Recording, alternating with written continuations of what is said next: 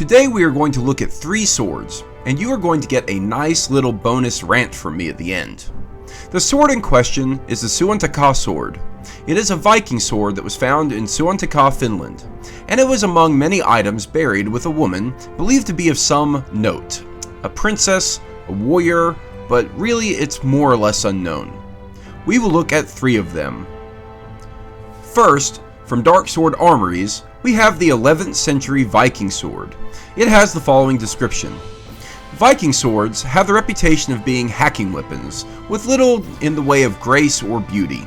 This popular misconception was perpetuated over the last 80 years by Wagner operas and Hollywood films. Over the last 2 decades, however, collectors and sword enthusiasts who study Viking culture widely recognize that it is simply not the case. Many remaining Viking swords are not only functional, but beautifully decorated. One such example is this elegant 11th century Suotaka Viking sword, found buried next to the body of a Viking princess in Finland. Interestingly, however, little is known about the sword, its maker, and the Viking woman it was made for. While the remarkable grace and detail suggest a person of high rank or status, no clues attest as to exactly who this princess was. Exquisitely crafted, the 11th century Suotaka Viking sword is the finest of its kind. The elegant carved knotwork on the guard and pommel reflect the height of Viking art.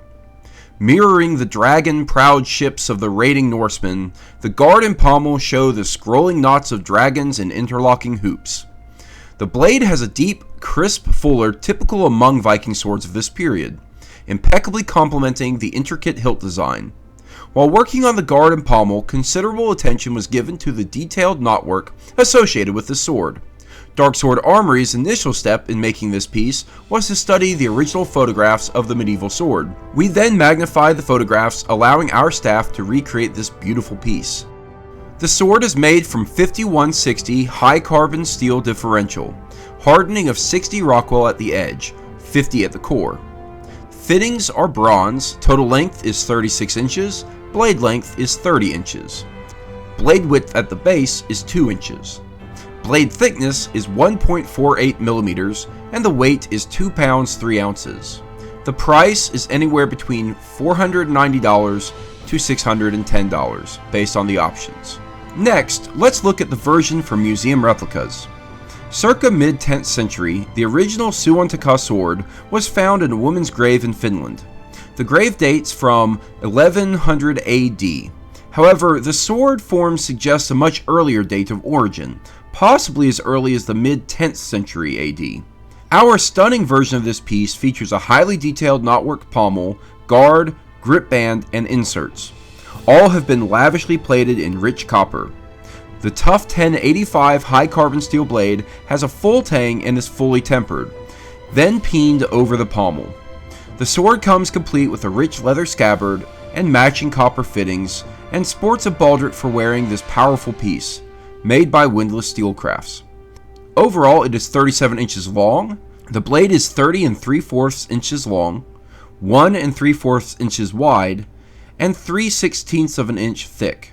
The weight is about 3 pounds 1 ounce, and it has a retail price of $325.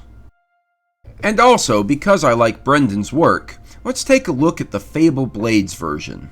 This sword is a replica of one of 2 pieces found in the grave of a noble woman in Suotaka, Finland. In this grave were riches buried along with the armored body of a woman and 2 beautifully embellished swords. One was missing the hilt, which had presumably been of organic material and since wasted, while one had a spectacular bronze sculpted hilt and engraved blade. A woman of high stature in her society, one can surmise she must have been a great warrior, as one's role in 11th century Finland need not be dictated by gender. If a job was done properly, it didn't matter who did it.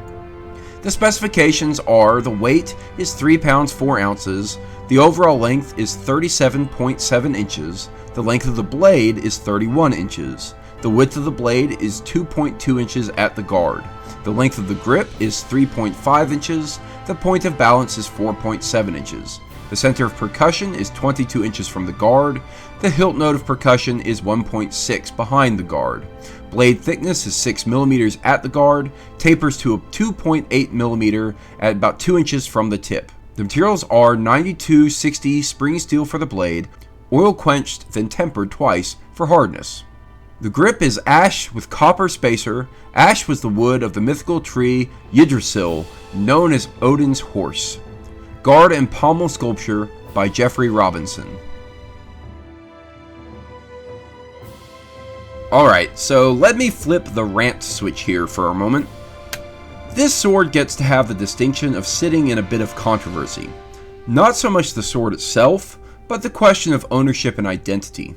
There have been some, well, we'll just call them clickbait articles that get passed around on Facebook and such places that have the headlines like, "Half of Viking warriors were women."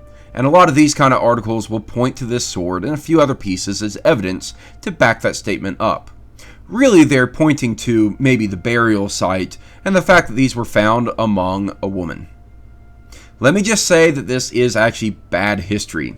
There is very little evidence to suggest that women were regularly fighting in the raids that the Vikings tended to do. Not to say it couldn't or didn't happen, but the evidence is small, maybe even non-existent.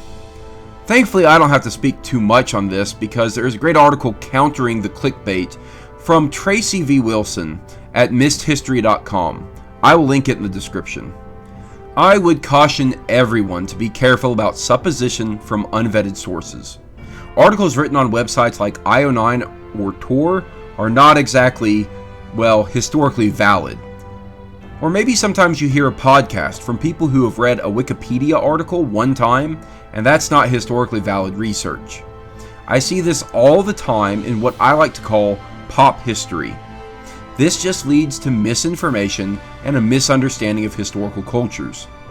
Whenever I read an article or hear someone speak about something like this that just kind of sounds wrong, I always offer the challenge.